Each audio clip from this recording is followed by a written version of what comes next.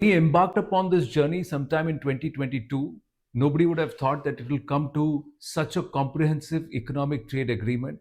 So, first up to the Commerce and Industries Minister, hearty congratulations to you and your team on this deal where Prime Minister Starmer has said that this is the biggest and the most comprehensive deal post Brexit that the UK has entered into. So, खुश तो बहुत होंगे आप.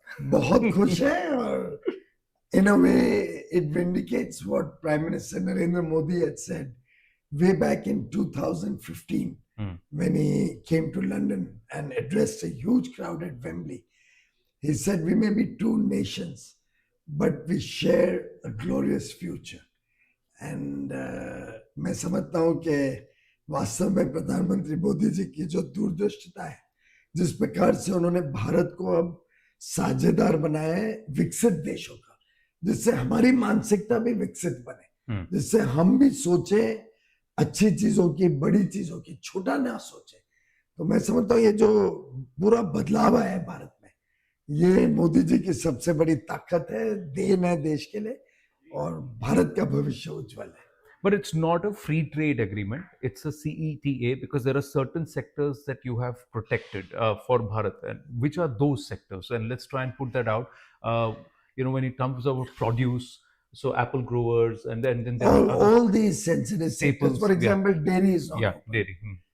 No rice, no sugar, no apples. Every country, you have to look at the strengths of the country.